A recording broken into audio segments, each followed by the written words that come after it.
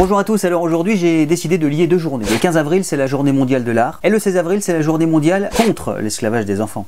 C'est comme si on montrait des crayons de couleur à un gosse sans qu'il puisse les utiliser. C'est donc le week-end spécial art de l'esclavage, que du bon. Pourquoi le 15 avril a été choisi? C'est parce que c'est la date de naissance de Léonard de Vinci. Je connais pas trop la signification du mot art, parce que finalement on peut un peu tout mettre dedans. Parce que y a des soi-disant artistes, c'est pas pour être méchant, mais même quand ça dépend des goûts, c'est moche. J'ai dessiné un poisson sur un post-it, bon, je sais que je ne l'exposerai jamais, il suffit de le savoir. Il y a des noms de peintres, d'artistes, c'est la classe. Dali, Léonard de Vinci, Picasso. Par contre, il y a des noms d'artistes, on se dit, ils auraient peut-être pu changer quand même. C'est Serge Mouille qui fait une expo. Putain, il a dû se faire chambrer à l'école, lui.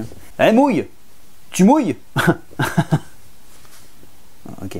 Mais ça fait penser un peu au bouquin Monsieur et Madame. Vous savez, Monsieur Heureux, Madame Bonheur, Madame Princesse, Monsieur Mouille. Eh, Mouille, tu mouilles?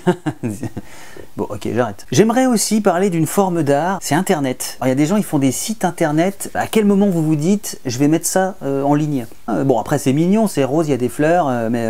Vive l'art le 15 avril, mais par contre, j'aimerais bien savoir qui a collé le 16 avril, juste derrière, la journée mondiale contre l'esclavage des enfants. Et en plus, un dimanche. Si c'est de l'humour, c'est limite. Hein. Non, on peut pas faire une journée de l'art et parler d'esclavage d'enfants juste après. Excusez-moi, on est bien en 2017. Cette journée contre l'esclavage a été initiée en 1995, juste après la mort d'un jeune Pakistanais de 12 ans. Ça veut dire que s'il n'y avait pas eu d'enfants morts, on n'en parlerait toujours pas. Alors ça, c'est un truc, pourquoi est-ce qu'on est obligé d'attendre qu'un enfant soit mort pour se bouger le cul? Les enfants esclaves contribuent chaque année pour plus de 13 milliards d'euros du PIB mondial. Bon, je pense que vous avez compris, mais cet argent n'est pas pour eux. Sinon, il y aurait moins de pauvreté dans le monde et on pourrait pas faire marcher le business, c'est pas... Ce que j'aimerais bien savoir, c'est qui fait travailler les enfants. Certaines grosses entreprises, dont des marques qu'on connaît, exploitent les jeunes enfants dans les pays les plus pauvres. Mais c'est qui ces entreprises? Comment ça se passe si on veut devenir esclave? Il faut avoir moins de 16 ans, c'est obligatoire. Il faut vouloir quitter son pays à la recherche d'un emploi. Il ne faut pas de papier, ni d'argent, ni aucune sorte de défense contre les trafiquants et se retrouver en situation d'exploitation, voire d'esclavage. Attention aux arnaques, hein, parce qu'il y a un petit attention.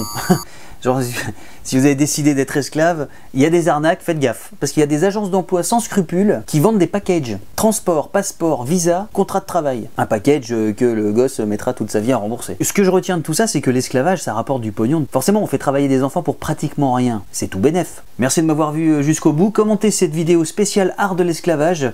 Lâchez-vous, mais pas trop. Pensez au coup de pouce avant de partir et abonnez-vous à ma chaîne si vous voulez voir la vidéo de la semaine prochaine. Le 15 avril, la journée mondiale de l'art, ce que je propose, c'est que les artistes envoient à un enfant esclave de quoi s'exprimer artistiquement. C'est pas une bonne idée, ça?